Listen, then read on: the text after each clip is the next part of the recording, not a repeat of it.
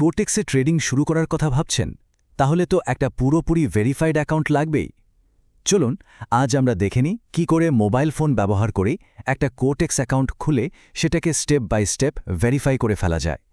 পুরো ব্যাপারটা একদম সহজ করে বুঝিয়ে দিচ্ছি। তো আসল প্রশ্নটাই হলো কি করে একটা ভেরিফাইড অ্যাকাউন্ট ঠিকঠাকভাবে খোলা যায়। আমরা পুরো প্রসেসটা এমনভাবে দেখাবো যাতে ভবিষ্যতে অ্যাকাউন্ট নিয়ে কোনো রকম ঝামেলার মধ্যেই পড়তে না হয়। তাহলে আর দেরি কেন, চলুন শুরু করা যাক। আমাদের একদম প্রথম কাজটা হলো একটা নতুন অ্যাকাউন্ট তৈরি করা। এটা খুবই সোজা, আর আমরা সবচেয়ে সহজ আর ভালো উপায়টাই দেখব। জানেন তো, অ্যাকাউন্ট খোলার সবচেয়ে ফাস্ট আর সহজ উপায় হলো নিজের গুগল অ্যাকাউন্ট ব্যবহার করা। জাস্ট 3টা স্টেপ। প্রথমে রেজিস্ট্রেশন লিঙ্কটা একটা ব্রাউজারে খুলুন, তারপর সাইন ইন ভায়া গুগল অপশনটাতে ক্লিক করুন, আর শেষে আপনার যে গুগল অ্যাকাউন্টটা দিয়ে খুলতে চান সেটা সিলেক্ট করে দিন। ব্যাস, কয়েক সেকেন্ডের ব্যাপার, আপনার অ্যাকাউন্ট রেডি। এখানে একটা খুবই জরুরি কথা মাথায় রাখতে হবে কিন্তু। অ্যাকাউন্ট খোলার সময় মোবাইল অ্যাপ ব্যবহার না করে সবসময় ব্রাউজার ব্যবহার করবেন। বিশ্বাস করুন, এতে পুরো কাজটা অনেক মসৃণভাবে আর কোনো ঝামেলা ছাড়াই হয়ে যাবে। আচ্ছা, অ্যাকাউন্ট তো খোলা হয়ে গেল, এখন কি? এর পরের সবচেয়ে জরুরি কাজটা হলো ইমেলটা ভেরিফাই করে নেওয়া। এটা কিন্তু আপনার অ্যাকাউন্টের সিকিউরিটির জন্য মাস্ট। আপনি যখন প্রথমবার নিজের প্রোফাইলে যাবেন তখন খেয়াল করে দেখবেন যে আপনার ইমেলের পাশে আনভেরিফাইড লেখা দেখাচ্ছে। এর মানে কি? এর মানে হলো কোটেক্স আপনার ইমেল ঠিকানায় একটা ভেরিফিকেশন লিঙ্ক পাঠিয়েছে। এখন তাহলে সোজা নিজের ইমেলের ইনবক্সে চলে যান। দেখবেন কোটেক্স থেকে একটা মেল এসছে। ওটা খুলে কনফার্ম দ্য ইমেল লেখা লিঙ্কটাতে ক্লিক করুন।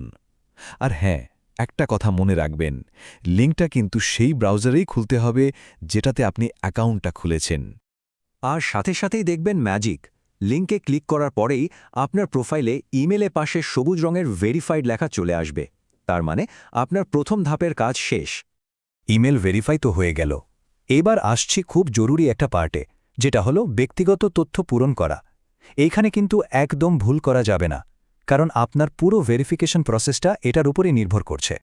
আপনাকে এখানে আপনার ফার্স্ট নেম, লাস্ট নেম, জন্ম তারিখ আর পুরো ঠিকানাটা লিখতে হবে।